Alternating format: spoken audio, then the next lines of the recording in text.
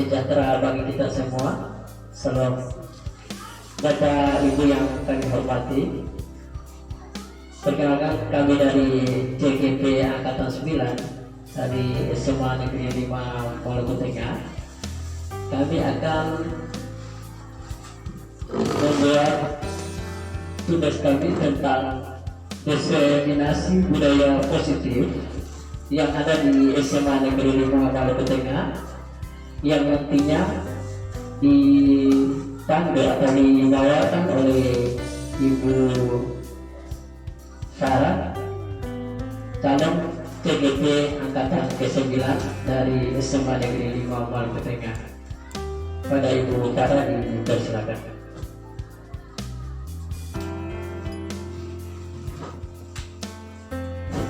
Ya, terima kasih Bapak Moderator, Bapak Ibu sekalian.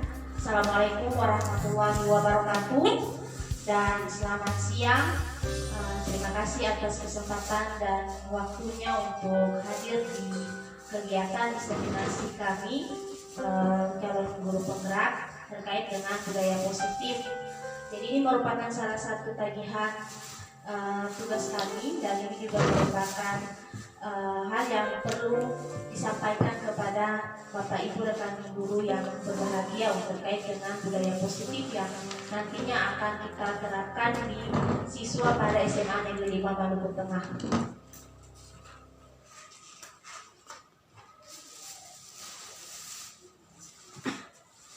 Ya, berbicara tentang budaya positif, semua hal tentang pendidikan, pembelajaran maupun mengajar itu pasti tidak lari dari filosofi pendidikan Ki Hajar Dewantara, Bapak Ibu, terkait dengan konsepsional trilogi pendidikan, yaitu di depan memberi petunjuk, di belakang menjadi pendorong, sedangkan di tengah memberikan motivasi. Yang digagas oleh Ki Hajar Dewantara. Kita tahu betul bahwa peran kita sebagai seorang guru itu sangat menentukan sebuah perkembangan dunia pendidikan di Indonesia. Ya, serta peran guru itu sangat jelas memberikan pengayoman, karena kita ditentu sebagai seorang pamong dan didikan yang baik dalam membentuk karakter diri siswa atau peserta didik kita. Dan ada beberapa yang harus dimiliki oleh seorang pendidik atau guru, yaitu menguasai, memahami kompetensi dari setiap peserta didik, kemudian menggunakan metode pembelajaran yang bervariasi, dan memahami perkembangan zaman.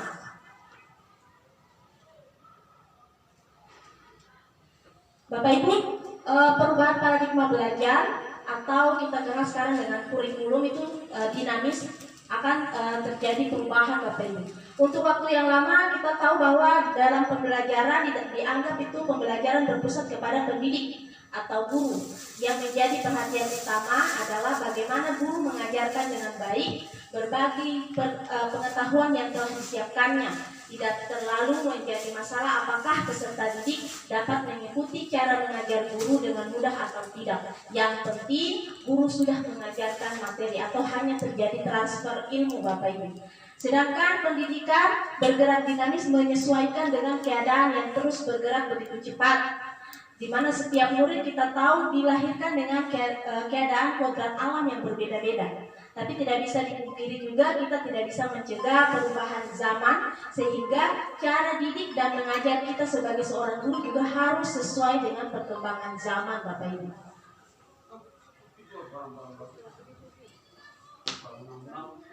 Tentu pada prinsipnya pendidikan yang kita harapkan yaitu dapat menghantarkan murid untuk keselamatan dan kebahagiaan, di mana pendidikan tidak hanya memberikan informasi dan pengetahuan saja atau hanya mentransfer ilmu saja, melainkan pendidikan juga harus mendorong peserta didik untuk menemukan pemahaman bermakna yang berhubungan dengan kehidupannya. Nah, berbicara tentang disiplin positif, Bapak Ibu, ketika kita mendengar kata disiplin, apa yang terbayang di benak kita? Apa yang terlintas di pikiran kita? Pasti yang terlintas adanya disiplin itu karena ada satu aturan. Ya, kita kenal dengan kalau dengan kata disiplin pasti ujung-ujungnya berpikir tentang kepatuhan terhadap aturan. Nah, kata disiplin juga sering dihubungkan dengan hukuman, Padahal itu sungguh berbeda, karena belajar tentang disiplin positif tidak harus dengan memberi hukuman. Justru itu adalah salah satu alternatif yang terakhir, dan bila perlu itu tidak perlu kita gunakan untuk peserta didik. Nah, Bapak Pendidikan kita Ki Hajar Dewantara menyatakan bahwa di mana ada kemerdekaan, disitulah harus ada disiplin yang kuat. Sungguh pun disiplin itu bersifat self-disiplin, yaitu kita sendiri yang mewajibkan kita untuk sekeras-kerasnya, tetapi itu sama saja. Sebab jikalau kita tidak cakap melakukan self-disiplin, wajiblah penguasa lain mendisiplinkan diri kita. Dan peraturan demikian itu juga harus ada di dalam suasana yang merdeka. Ini menurut Bapak Pendidikan kita. Nah, adapun definisi kata merdeka menurut Ki Hajar Dewantara, yaitu mardika iku jarwanga nora mung lepasing pangreh nging unggah kuat kuasa aman diri priyangga. Merdeka itu artinya tidak hanya lepas dari perintah, akan tetapi juga cakap buat memerintah diri sendiri. Nah, sebagai pendidik, tujuan kita adalah menciptakan anak-anak yang memiliki disiplin diri, ya, sehingga mereka bisa berperilaku dengan mengacu pada nilai-nilai kebajikan universal dan memiliki motivasi intrinsik bukan ekstrinsik.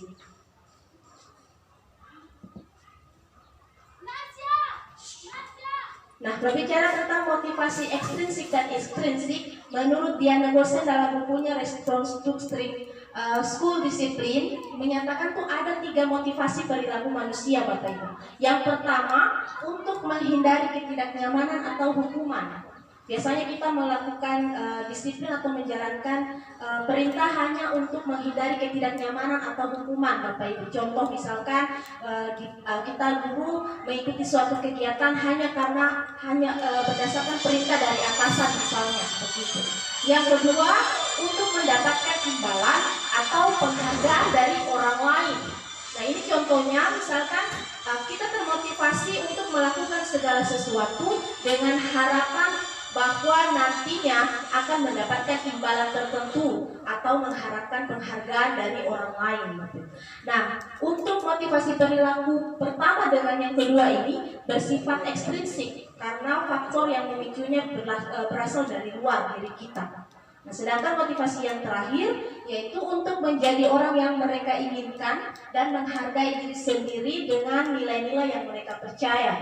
Jadi ketika kita melakukan sesuatu termotivasi dari dalam diri, ya, di mana kita menghargai bahwa saya ingin melakukan atau mengikuti kegiatan segala sesuatu kegiatan itu karena memang saya ingin mengembangkan potensi diri saya, ingin menaikkan nilai diri saya seperti itu. Jadi untuk motivasi yang ketiga ini sifatnya intrinsik, berasal dari dalam diri sendiri. Nah, Bapak Ibu, ada 5 kebutuhan dasar yang kita sama-sama sudah tahu. Yang pertama yaitu bertahan hidup. Kemudian yang kedua kasih sayang dan rasa diterima. Yang ketiga kekuasaan. Yang keempat kesenangan. Dan yang kelima kebebasan. Nah, ini penjelasan untuk kebutuhan bertahan hidup. Tapi untuk kebutuhan bertahan hidup ini yaitu kebutuhan survival atau kebutuhan yang bersifat fisiologis.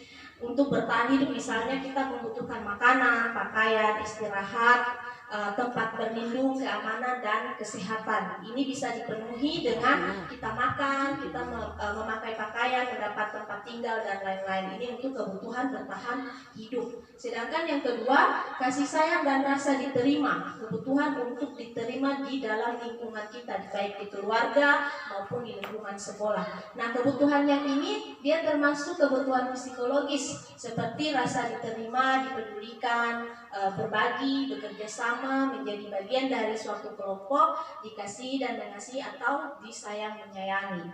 Kemudian kebutuhan yang ketiga yaitu kekuasaan dan penguasaan atau kebutuhan untuk adanya pengakuan atau adanya pengakuan terhadap kemampuan dirinya. Nah, kebutuhan ini berhubungan dengan kekuatan seseorang untuk mencapai sesuatu, menjadi kompeten atau menjadi pemimpin, menjadi terampil, berprestasi, atau juga diakui dan didengar. Yang keempat yaitu kebutuhan kebebasan. Nah, ini kebutuhan kebebasan ini terkait dengan kebutuhan akan pilihan, kebutuhan untuk menjadi mandiri, otonom, memiliki pilihan, mengembangkan daya lentur, dan mampu mengendalikan arahnya sendiri. Kebutuhan ini terkait dengan kebebasan untuk memilih kebutuhan bergerak, mencoba-coba, atau mengeksplorasi hal-hal yang baru dan menarik bagi dia. Kemudian yang kebutuhan yang kelima yaitu kebutuhan untuk kesenangan, yaitu kita membutuhkan rasa senang, ya, kebutuhan untuk mencari kesenangan, misalkan humor, bermain, bersenang-senang, bergembira, tertawa, liburan, seperti itu contohnya. Ini 5 kebutuhan dasar manusia. Kemudian berbicara tentang posisi kontrol. Jadi budaya positif itu karena bukan hanya karena perubahan paradigma belajar, kemudian berdasarkan motivasi manusia, 3 motivasi tadi, dan 5 kebutuhan dasar manusia. Nah, ini ada posisi kontrol, Bapak Ibu. Posisi kontrol ini kaitannya dengan kita di sekolah ketika mengatasi masalah yang terjadi pada murid-murid kita. Nah, posisi kontrol guru itu ada 5, Bapak Ibu. Yang pertama, penghukum, pembuat rasa bersalah, teman, pemantau, dan manajer. Untuk yang pertama, Bapak Ibu, ketika kita mengambil posisi kontrol sebagai penghukum, ini kita biasanya menggunakan hukuman fisik maupun verbal, ya. Kemudian untuk menjalankan posisi penghukum senantiasa mengatakan bahwa sekolah memerlukan sistem atau alat yang dapat lebih menekan murid-murid lebih dalam lagi. Misalkan pada posisi ini kita guru biasanya mengambil perkataan untuk penyelesaian masalah tuh pada anak-anak seperti ini. Patuhi aturan sekolah, atau kalau Anda tidak patuhi berarti ada tindakan atau hukuman selanjutnya. Kemudian selalu disalahkan, kamu itu selalu saja salah. Tapi untuk posisi kontrol penghukum ini hasilnya, dampaknya pada murid kita, yaitu kemungkinan murid akan merasa marah dan mendendam, bahkan nanti ada yang bersifat agresif. Sedangkan untuk posisi kontrol yang kedua, yaitu pembuat merasa bersalah, Bapak Ibu. Jadi posisi kontrol yang kedua ini, guru akan suaranya bersifat lembut kepada anak-anak didik kita. Karena pembuat rasa bersalah ini menggunakan keheningan yang membuat orang lain merasa tidak nyaman atau merasa bersalah, bahkan rendah diri. Nah, guru-guru atau kita yang menggunakan posisi kontrol sebagai pembuat rasa bersalah ini, biasanya kita akan menggunakan bahasa tolonglah, tolong ibu, atau ibu sangat kecewa sekali dengan kamu. Nah, di posisi di posisi ini murid akan memiliki penilaian diri yang buruk karena mereka merasa tidak berharga atau sudah mengecewakan orang-orang yang disayanginya, misalkan guru, dia sudah mengecewakan gurunya. Nah, hasil dari atau dampak dari posisi kontrol pembuat rasa bersalah ini akan membuat siswa merasa bersalah atau minder karena sudah mengecewakan bapak ibu gurunya, sehingga mereka akan menjadi orang yang tidak sanggup membahagiakan orang lain. Kadang-kala sikap seperti ini bisa lebih berbahaya daripada kita memberikan posisi kontrol sebagai penghukum, Bapak Ibu, karena emosi yang akan tertanam rapat di dalam benak atau perasaan siswa kita. Posisi kontrol yang ketiga yaitu mengambil peran atau kontrol sebagai teman. Nah, Bapak Ibu, posisi kontrol ini sangat menarik ketika saya mempelajarinya di guru penggerak, karena untuk posisi teman ini saya sendiri sering melakukannya, Bapak Ibu, di mana kita tidak akan menyakiti murid, tapi kita mengambil peran sebagai teman dia, ya, berusaha untuk mengambil kontrol murid melalui persuasi, ya, misalkan. Tapi Bapak Ibu, untuk posisi ini, posisi teman pada guru ini bisa berdampak negatif maupun positif. Positifnya ini akan berupa hubungan baik yang terjalin antara guru dan murid. Ya, guru di posisi teman menggunakan hubungan baik, bahkan juga kita sering bercanda dengan teman-teman, sehingga dengan siswa, sehingga mempengaruhi. Nah, untuk posisi teman biasanya kita menggunakan bahasa, ayolah bantu ibu, demi ibu ya, atau misalkan aku tidak ingat bantuan ibu selama ini, seperti itu. Nah, tapi hal negatif dari posisi teman ini, misalkan bila suatu saat nanti kita tidak membantu, maka murid akan kecewa, ya, merasa akan dikecewakan dan tidak mau lagi untuk berusaha. Hal ini akan mungkin menimbulkan bahwa murid akan bertindak untuk guru tertentu saja. Jadi guru yang memposisikan diri sebagai teman, dia akan akrab dengan guru tersebut, dengan guru yang lain tidak. Ya. Jadi untuk dampaknya kepada murid jika kita mengambil posisi kontrol sebagai teman, yaitu murid akan merasa senang dan akrab dengan kita guru. Tapi ini dampak positif, sedangkan dampak negatifnya dia akan tergantung pada guru tersebut. Jadi jika ada masalah, mereka akan mengandalkan kita sebagai guru atau temannya mereka, dan dia tidak akan mempercayai guru yang lain. Nah, posisi yang berikutnya itu sebagai pemantau. Nah, sebagai pemantau, kita tahu memantau itu berarti mengawasi. Jadi kita bertanggung jawab atas perilaku orang-orang yang kita awasi, dalam hal ini peserta didik. Nah, posisi pemantau ini berdasarkan peraturan-peraturan dan konsekuensi. Dengan menggunakan sanksi atau konsekuensi, kita dapat memisahkan hubungan pribadi kita dengan murid. Nah, pada posisi ini biasanya kita akan membuat pertanyaan kepada siswa ketika mereka membuat suatu pelanggaran atau masalah. Ditanya peraturannya apa? Apa yang telah kamu lakukan? Kamu tahu kan konsekuensi atau sanksi karena telah melakukan pelanggaran tersebut?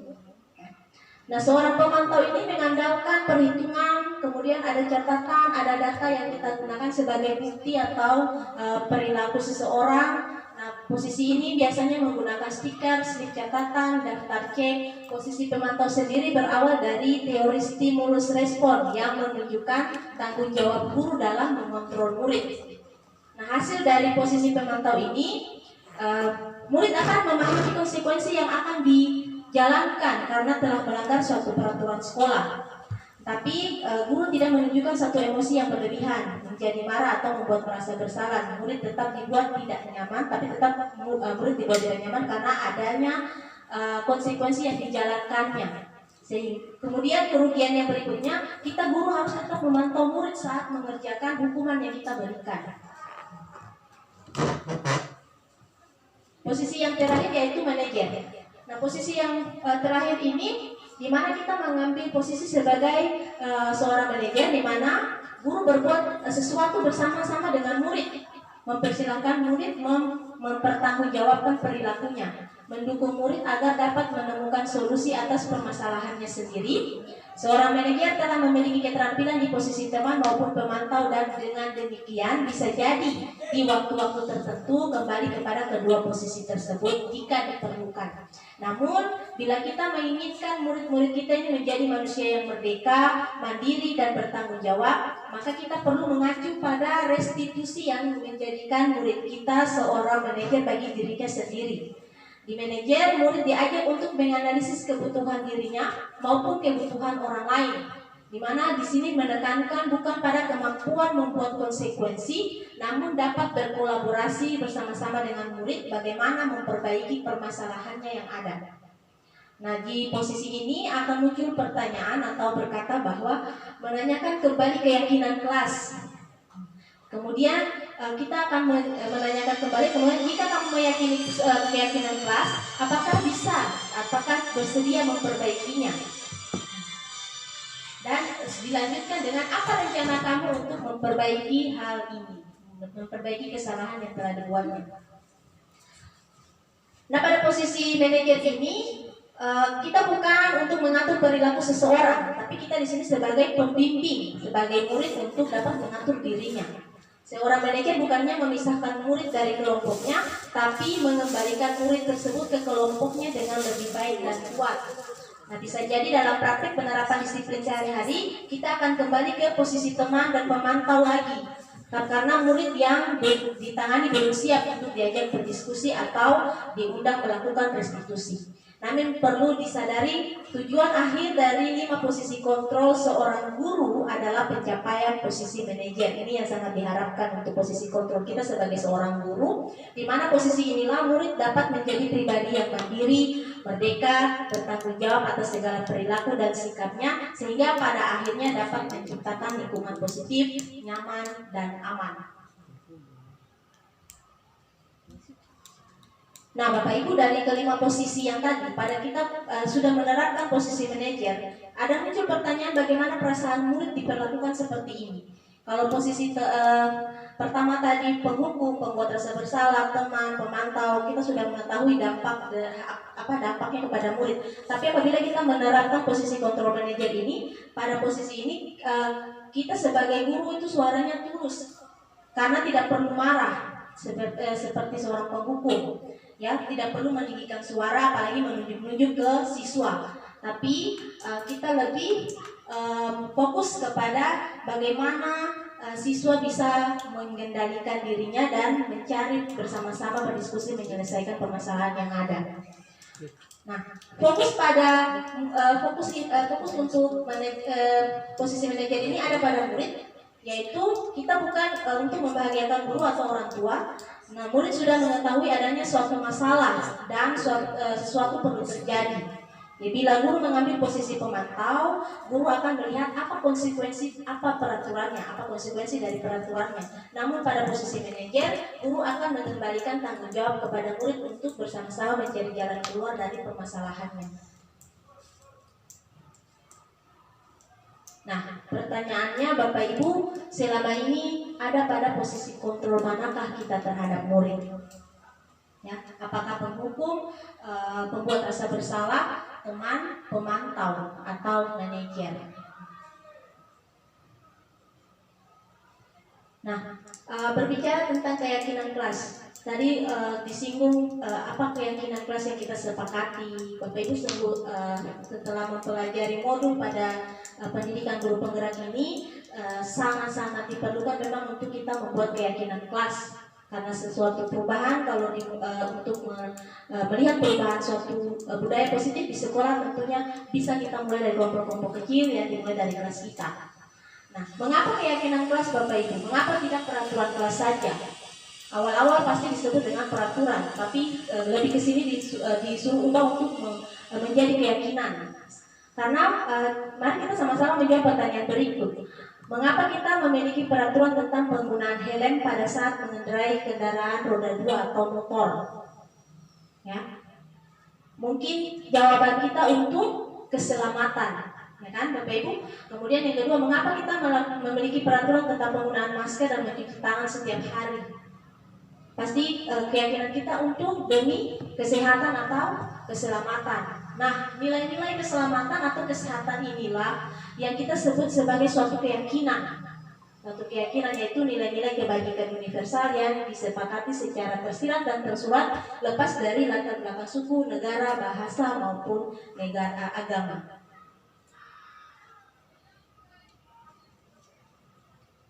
Nah, adapun pembentukan keyakinan kelas dimulai dari kelas kita masing-masing, yaitu Bapak Ibu, keyakinan kelas ini bersifat lebih abstrak daripada peraturan yang lebih rinci dan konkret. Dia lebih abstrak. Kemudian keyakinan kelas ini berupa pernyataan-pernyataan universal seperti tadi tentang keselamatan, kesehatan.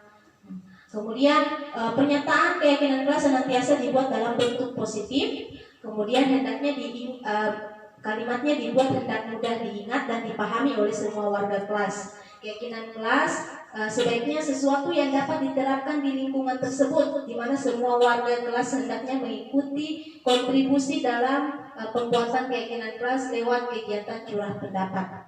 Dan kemudian bersedia meninjau kembali keyakinan kelas dari waktu ke waktu. Nah, Bapak Ibu, tadi sudah disinggung tentang restitusi.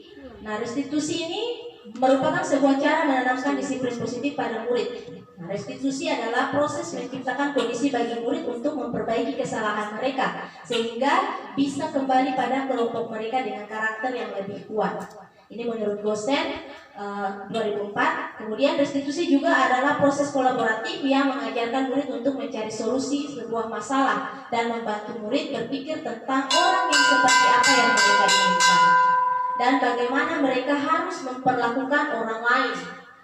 Diharapkan melalui restitusi, ketika siswa membuat salah, guru akan menanggapi dengan cara yang memungkinkan murid untuk membuat evaluasi internal tentang apa yang dapat mereka lakukan untuk memperbaiki kesalahan mereka tersebut dan mengembalikan harga dirinya. Restitusi menguntungkan korban, tetapi juga menguntungkan orang yang telah berbuat salah. Ini sesuai dengan prinsip dari teori kontrol William Glasser tentang solusi menang-menang.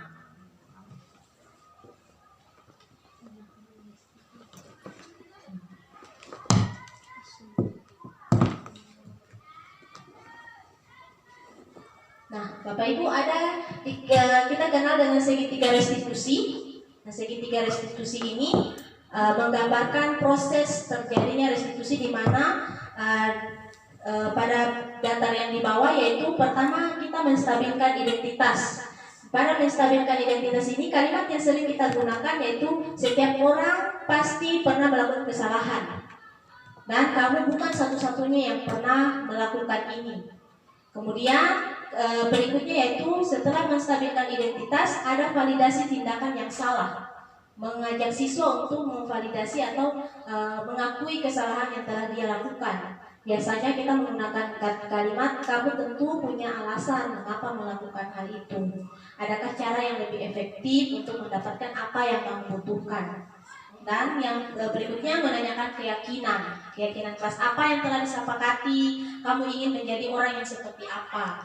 Nah, penjelasan untuk tiga sisi segitiga restitusi ini, yang pertama pada sisi yang pertama yang tadi menstabilkan identitas. Nah, ini bagian dasar dari segitiga yang bertujuan untuk mengubah identitas anak dari orang yang gagal karena melakukan kesalahan menjadi orang yang sukses. Anak yang melanggar peraturan karena sedang mencari perhatian, kebanyakan seperti itu Bapak Ibu yang terjadi. Ya, jadi anak yang melakukan pelanggaran terhadap aturan itu dia sedang mengalami kegagalan Bapak Ibu. Namun dia karena dengan alasan dia mencoba untuk memenuhi kebutuhan dasarnya, namun ada benturan. Kemudian pada sisi yang kedua, validasi tindakan yang salah. Nah, setelah kita menstabilkan identitas anak, kita membuat mengajak dia untuk memvalidasi kesalahan tindakannya. Ya, setiap tindakan yang kita lakukan dengan suatu tujuan, yaitu memenuhi kebutuhan dasar. Karena salah satu tindakan yang kita lakukan itu hanya untuk memenuhi kebutuhan dasar kita, Bapak Ibu. Nah, kalau kita memahami kebutuhan dasar apa yang mendasari sebuah tindakan anak tersebut, kita akan bisa menemukan cara-cara yang paling efektif untuk memenuhi kebutuhan tersebut. Yang ketiga, sisi yang ketiga menanyakan keyakinan. Nah, teori kontrol menyatakan bahwa kita pada dasarnya termotivasi secara internal ketika identitas sukses telah tercapai dan tingkah laku yang salah telah divalidasi. Misalkan pada langkah 1 dan langkah 2 tadi. Nah, maka anak akan siap untuk dihubungkan dengan nilai-nilai yang dia percaya dan berpindah menjadi orang yang dia inginkan. Pertanyaan menghubungkan keyakinan anak dengan keyakinan kelas atau keluarga. Jadi contoh untuk restitusi, segitiga restitusi di pengaplikasiannya Bapak Ibu, kita sadar betul bahwa kebutuhan dasar manusia yang tadi sudah saya jelaskan, kelima tadi, kebutuhan memenuhi kebutuhan bertahan hidup secara fisiologi, tapi ada 4 secara psikologi, yaitu ingin diterima, rasa yang diterima atau kasih sayang, kemudian penguasaan, kesenangan dan kebebasan. Biasanya anak melakukan kesalahan itu karena dia ingin memenuhi salah satu kebutuhan dasar yang dia mau. Ya, sebagai contoh misalkan ketika anak ribut di kelas, sekarang tuh kita menanyakan kepada anak, kenapa Anda ribut di kelas? Ibu, saya sudah malas, sudah bosan. Jadi karena malas dan bosan itu sebenarnya dia ingin memenuhi kebutuhan dasarnya dia. Bisa saja kebutuhan dasar kesenangan atau juga kebebasan yang dia inginkan. Nah, jadi kita perlu menstabilkan identitasnya dia gitu. Iya betul, kalau misalkan kita sudah banyak belajar di kelas karena kita merasa bosan, untuk memvalidasi identitas dia. Kemudian setelah itu langkah kedua kita ke validasi tindakan yang salah dengan pertanyaan-pertanyaan yang berikut. Tapi kamu bisa kan melakukan hal yang lain daripada ribut di kelas. Memang kita tahu bahwa Anda bosan, Anda malas, tapi bisa melakukan hal yang lain. Misalkan Anda duduk dengan tenang, menggambar saja di buku, misalkan seperti itu. Dia bilang, iya Ibu. Kenapa melakukan hal yang ribut?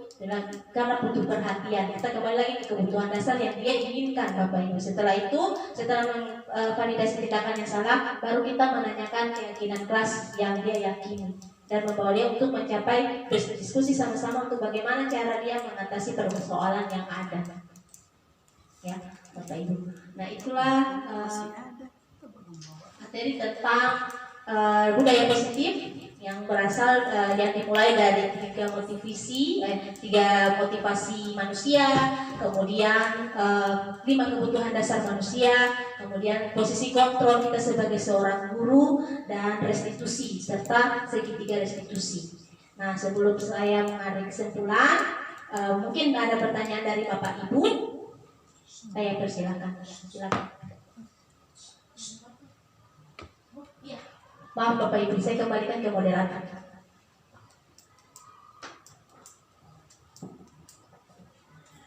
Terima kasih Ibu Fa, calon CGP Angkatan ke-9 SMA Negeri 5 Maluku Tengah, yang telah memberikan pemaparan yang luar biasa tentang restitusi.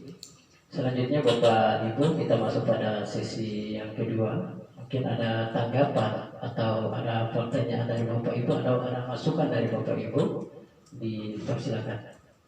Ya, silakan. Mungkin Ibu ini.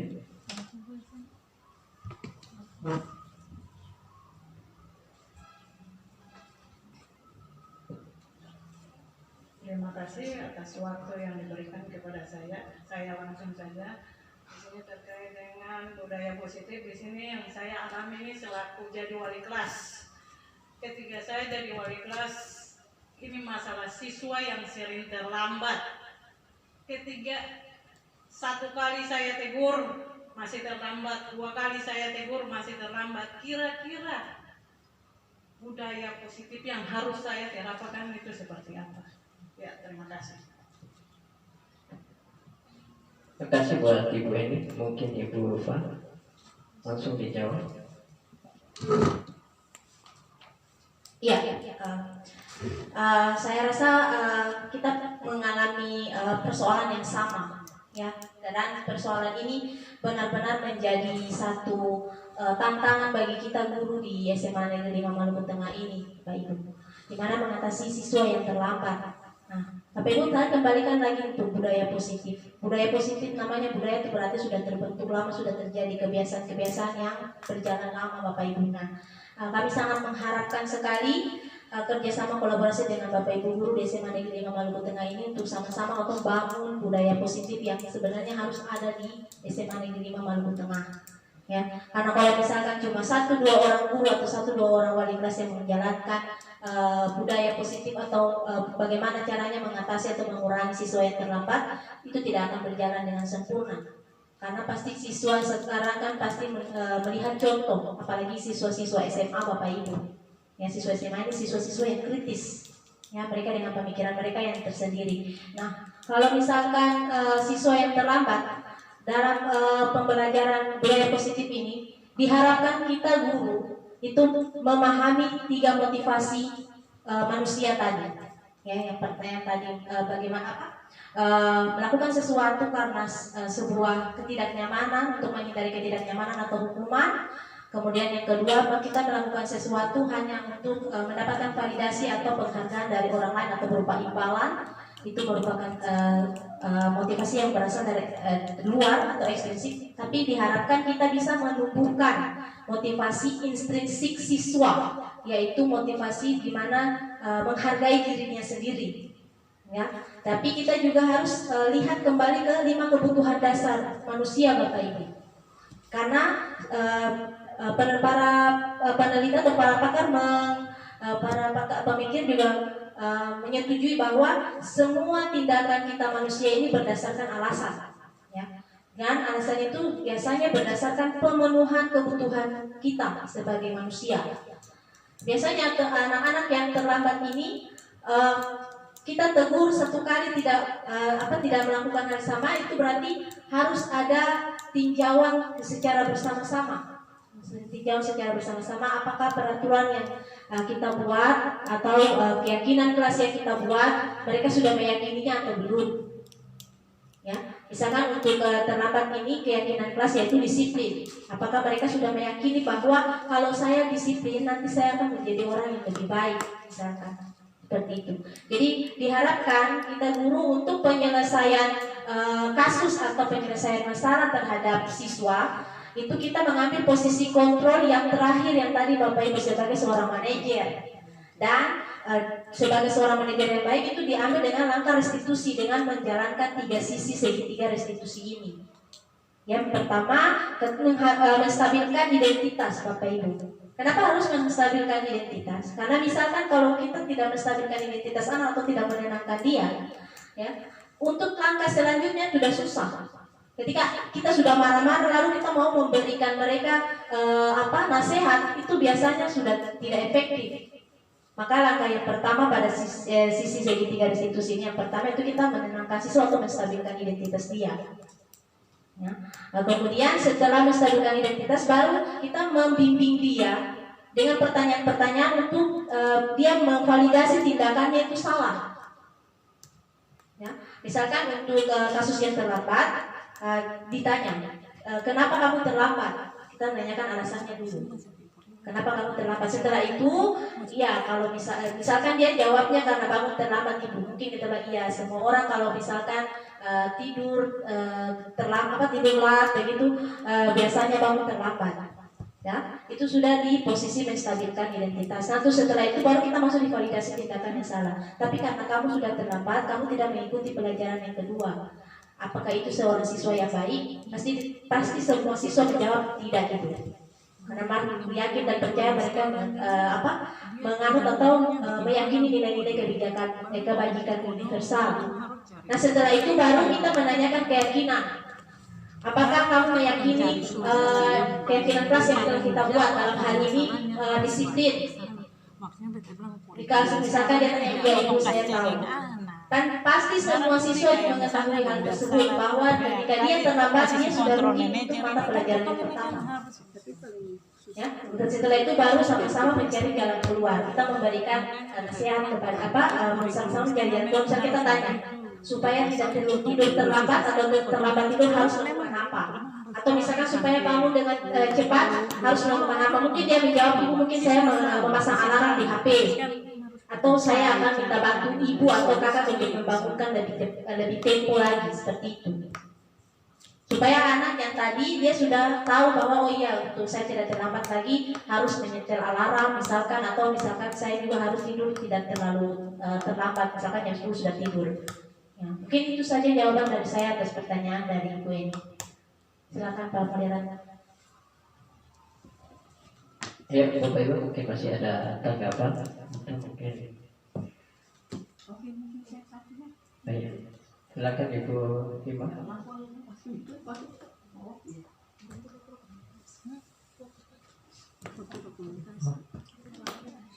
Oke, terima kasih atas kesempatan yang diberikan. Di sini saya mau tanggapi tentang dari awal saya tidak ikuti, tapi yang saya rasakan atau saya alami adalah guru jam terakhir mata pelajaran fisika di kelas. Seperti hari ini saya punya jam terakhir di IPA 3, dan saya lihat di sekeliling kayaknya cuma saya yang mengajar saja jam terakhir. Itu memang benar salah satu ya, tadi saya gitu kita mau stabilkan anak atau yang pertama dengan sisi yang pertama ini. Tapi yang kalau kita mau lihat dari pelajaran yang diberikan di kelas, kalau kita punya waktu untuk mau stabilkan dari sekian anak, kayaknya tetap sih kasih materi lah ya, tetap tinggal membina. Jujur aja Ibu Mina kebetulan ada, saya sangat kecewa dengan saya punya jam di Rabu dan Kamis itu 8 jam di semua kelas. Lalu di kelas yang sama seperti 11 IPA 3 itu hari Selasa dan hari Kamis 2 jam terakhir. Makanya kalau di hari Selasa itu mereka sudah bosan, nanti dah hari Kamis lagi mereka bosan lagi. Jadi memang benar kalau pemerintah atau dengan segitiga restitusi ini sangat bagus untuk kita membina anak. Tapi kalau untuk mau bina anak laki-laki yang sekian orang di dalam satu ruang pada saat jam terakhir yang dia cuma butuhkan beberapa menit, itu juga dia repot. Artinya nanti kamu sih bisa mengajar baik. Tapi yang jelas untuk kita mau mengurangi hal itu memang kita harus terapkan ini. Tapi kalau bisa itu dari awal itu kamu sudah terapkan dari kelas 1 misalnya. Sehingga untuk anak yang terlambat pada saat jam pertama yang kita alami juga setiap hari, ada setiap hari. Dan untuk jam terakhir yang saya alami seperti nanti di hari Rabu dan hari Kamis, itu saya jam terakhir itu di IPA 1 dan IPA kemarin hari Rabu jam terakhirnya di IPA 3 dan hari Selasa jam terakhir juga di IPA 3. Lalu yang sangat saya sesalkan di sini, jadwal IPA 3 itu tidak dirubah dari kemarin, tetap tahun kemarin juga saya mengajar jam terakhir di 2 kelas itu lagi Selasa. Jadi nanti ke depan tolong dilihat, tolong jangan. Apalagi baru habis matematika kemarin mereka mencatat 12 lembar. Datang saya masuk lagi, mereka sudah mau bilang apa lagi? Saya mau marah salah-salah. Sementara saya juga mau kejar saya punya materi. Jadi itu yang jadi masalah itu ya. Jadi mungkin nanti sebentar untuk kita semua mungkin kita lebih tertarik dengan ini. Saya juga tertarik. Tapi kalau kita semua jalankan dari kelas 10 mungkin itu lebih bagus. Tapi kalau kita mau terapkan sekarang, contohnya sekarang saya selesai ambil absen itu sama masih bolos. Kelompok Mozart yang dia pun teman-teman itu tak ada lain. Yang saya mengajarkan di akhir ini adalah perempuan yang laki-laki cuma 2 orang, 3 orang. Jadi itu mungkin ibu ya, maksudnya maaf ibu Mina ya untuk jadwal. Saya punya jadwal ini saya rasa berat di hari Rabu dan hari Kamis. Bukan ibu saja, kita juga sendiri jam terakhir. Iya ibu, tapi jangan kasih jam terakhir buat satu kelas itu untuk 2 kali dong. Maksud beta itu jangan 2 kelas dong, bosan betul-betul ya. Kan anak-anak yang pintar dong tetap tunggu, tapi anak-anak yang itu tuh mari pulang. Itu saja ibu ya untuk saya. Tapi dari awal memang saya tidak tahu tentang itu, tapi kelihatannya memang benar kita harus selidiki kesalahan yang Anda buat itu karena apa. Ya. Lalu karena kita juga terbawa emosi marah, tapi kita harus panggil satu-satu untuk kita lagi terapan yang tadi cari kenapa sampai dia berbuat ulang-ulang. Misalkan sering datang terlambat atau pada saat kita terangkan dia itu kenapa. Ya memang itu saja dari saya. Kalau anak kan 2 mata pelajaran. Terima kasih Ibu. Silakan. Ya, terima kasih Ibu Ima. Jadi memang benar ya, sekali lagi yang tadi sudah saya sampaikan Bapak Ibu. Jadi untuk membangun suatu budaya positif, bukan hanya satu guru saja yang harus menjalankan, ya. Karena namanya budaya positif, namanya budaya itu berarti sudah kebiasaan yang terus-menerus terbangun. Ya makanya ketika Ibu tadi menjelaskan masalah, itu juga terjadi pada guru-guru yang lain karena memang kita punya satu tantangan Bapak Ibu di SMA Negeri 5 Maluku Tengah ini, bagaimana sama-sama kita berkolaborasi sesama guru dan semua warga sekolah, bagaimana untuk membangun budaya positif yang ada di SMA Negeri 5 Maluku Tengah ini Bapak Ibu. Karena sekali lagi kembali ke siswa, Bapak Ibu, siswa kita ini siswa yang kritis, anak-anak dengan usia 15 tahun ke atas yang sudah punya pemikiran dan paradigma yang berbeda dengan usia-usia mereka yang sebelumnya. Jadi mereka bukan melakukan sesuatu dengan tidak kesadaran, tapi mereka melakukan dengan kesadaran. Untuk itulah di sini kita perlukan untuk membangun satu budaya positif. Makanya seperti yang tadi Bu Ima bilang, jangan hanya kelas 11 saja menerapkan. Kelas 10, 11, 12 ya memang kita harapkan di sini seperti itu. Makanya ini salah satu upaya kami calon guru penggerak, bagaimana mendiseminasikan pentingnya budaya positif ini dibangun di sekolah Bapak Ibu. Karena kalau misalkan cuma 1-2 guru yang menjalankan, sangat tidak mungkin untuk terlihat suatu kebiasaan. Jangan bicara budaya dulu, kebiasaan saja. Kebiasaan kalau misalkan 1-2 guru yang jalankan akan pincang. Apalagi mau kita bicara suatu budaya di sekolah. Jadi memang permasalahan itu, tapi untuk penanganan dengan restitusi ini memang sangat diharapkan untuk tidak secara kelompok, tapi lebih ke kelompok-kelompok kecil atau bila perlu secara individu Bapak Ibu. Nah berbicara tentang budaya positif Bapak Ibu, pada materi-materi pada guru penggerak ini sangat menarik sekali Bapak Ibu. Ini juga saya sekaligus untuk mempromosikan kegiatan guru penggerak ini, diharapkan semua guru ikut karena materinya sangat menarik sekali, materi yang sangat kita perlukan untuk pembimbingan dan pengajaran kita terhadap siswa Bapak Ibu. Karena dimulai dengan dari dasar dulu kami diperkenalkan dengan bagaimana filosofi pendidikan yang baik menurut Ki Hajar Dewantara Bapak Ibu. Bagaimana membangun atau menjadi among, menjadi pamong para peserta didik kita yang memiliki kodrat alam dan kodrat zaman yang berbeda. Jadi sekarang sudah tidak bisa bilang lagi kita belajar seperti hal-hal yang dulu saja, tidak bisa lagi Bapak Ibu. Karena kodrat alam anak yang sekarang dengan kodrat zaman anak yang sekarang itu sudah berbeda dengan yang dulu. Nah, kemudian berikutnya kita diperkenalkan dengan guru, nilai dan peran kita sebagai seorang guru. Bagaimana guru yang baik memiliki nilai seperti apa, peran yang seperti apa Bapak Ibu. Sampai ke visi seorang guru dan yang terakhir kita diperkenalkan dengan budaya Bapak Ibu. Jadi sampai ke sini di modul 1.4, modul 1 atau paket 1 untuk modul 1 itu semuanya punya keterkaitan. Jadi bagaimana membangun budaya positif tentu akan dimulai dulu dengan bagaimana kita membangun pembelajaran yang aman dan menyenangkan di dalam kelas. Nah, nanti kembali lagi. Kalau misalkan tanya, kenapa kamu merasa bosan? Kenapa kamu merasa malas? Jangan lupa kita sebagai seorang guru harus berefleksi. Apakah pembelajaran kita yang sudah kita terapkan di kelas ini sudah baik, sudah bervariasi, menggunakan media yang menarik, misalkan seperti itu. Ya. Kemudian yang berikutnya, apakah kita sebagai seorang guru sudah mengetahui kebutuhan-kebutuhan dasar atau sudah mengetahui karakteristik anak kita, Bapak Ibu? Ya. Karena untuk budaya positif ini sudah modul 1.3, pada modul 1.2 itu sangat diharapkan kita sebagai seorang guru pertama itu harus mengetahui karakteristik siswa, kebutuhan dasar siswa, latar belakang siswa. Karena tentu misalkan dalam satu kelas 32 siswa, mereka punya latar belakang dan kebutuhan yang berbeda-beda. Begitu juga dengan gaya belajar mereka yang berbeda-beda Bapak Ibu.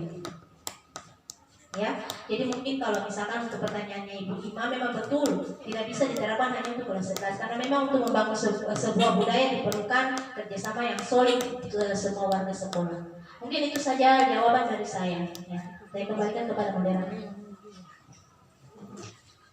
Terima kasih Ibu Fa, Bapak Ibu yang saya hormati. Mungkin karena waktu kita sudah selesai. Untuk sesi tanya jawabnya saya akhiri. Ada refleksi dari Dewan tadi. Oh ya, silakan. Ada refleksi dari Bapak Ibu atau nanti dipandu oleh Ibu?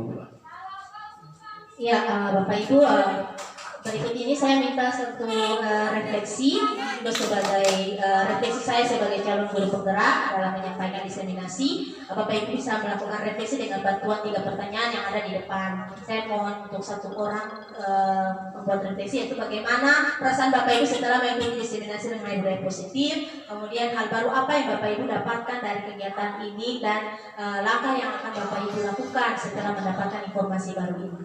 Ya, mungkin saya persilakan pada Ibu Diati. Iya, terima kasih atas kesempatan yang diberikan kepada saya.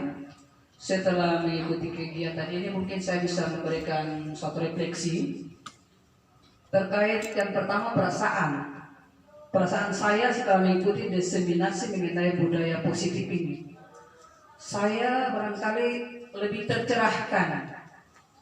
tercerahkan bagaimana kita bisa membangun suatu sifat yang positif di kalangan diri kita sendiri dulu, kemudian kita imbaskan ke anak-anak menjadi suatu kebiasaan, dan dari kebiasaan itu akan muncul suatu kultur atau budaya. Dalam hal ini adalah budaya positif. Yang kedua, hal baru apa? Ini kalau tadi saya lihat itu di fungsi kontrol. Selama ini saya tidak pernah melakukan fungsi kontrol selaku teman. Tadi ada fungsi kontrol selaku teman, kalau pemantauan oke. Tapi kalau untuk teman itu, karena begini, saya berpikir kalau kita dianggap teman pasti biarkan aja, karena sudah dianggap teman. Tapi ternyata mungkin saya salah ya. Mungkin prinsip saya itu salah, bahwa dengan menganggap kita sebagai teman, kita bisa saling curhat apa yang sebenarnya mereka inginkan. Maka itu hal baru yang saya dapatkan. Langkah apa saja yang mungkin saya lakukan setelah ini? Mungkin saya bisa mencoba. Saya akan mencoba ya untuk mengikuti apa-apa yang telah didefinisikan tadi kepada kami, sehingga mungkin kebiasaan positif itu mungkin akan terbangun dari kita dan juga kepada peserta didik kita. Dan kali itu saja refleksi saya terkait kegiatan hari ini. Terima kasih.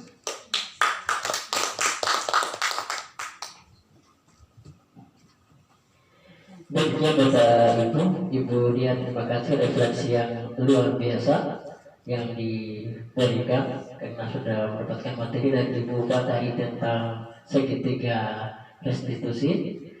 Bapak Ibu, demikian ada kesimpulan dari Ibu ya, dari Ibu Fat, silakan kasih kesimpulan.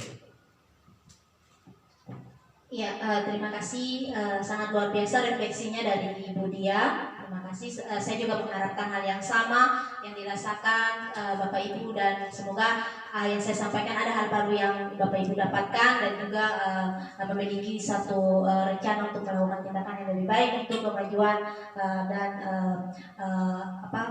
masa depan yang lebih baik ke siswa kita di SMA Negeri 5 Maluku Tengah ini, Bapak Ibu. Jadi memang diharapkan pada saat kita sebagai seorang guru diharapkan itu mengambil posisi kontrol sebagai teman dan pemantau, tapi lebih dicondongkan sebagai manajer. Karena posisi teman dan pemantau juga memiliki dampak yang negatif terhadap siswa. Jadi kita diharapkan memang harus mengambil posisi kontrol sebagai manajer dan menerapkan segitiga restitusi pada saat menjalankan pembinaan pada siswa-siswa kita yang masih membutuhkan bimbingan kita melakukan kesalahan-kesalahan tersebut. Ya, mungkin itu saja kesimpulan dari saya. Saya ucapkan terima kasih banyak kepada Bapak Ibu yang sudah mengikuti diseminasi saya, dan saya ucapkan terima kasih juga kepada Bapak Moderator. Saya kembalikan kepada Bapak Moderator. Assalamualaikum warahmatullahi wabarakatuh. Demikian Bapak Ibu pemaparan dari destinasi distribusi segitiga distribusi dari Ibu Pak. Kami tutup kegiatan ini. Billahi taufiq wal hidayah. Assalamualaikum warahmatullahi wabarakatuh. Selamat siang, salam sejahtera bagi kita semua. Waalaikumsalam warahmatullahi wabarakatuh. Kita berikan aplaus Bapak Ibu.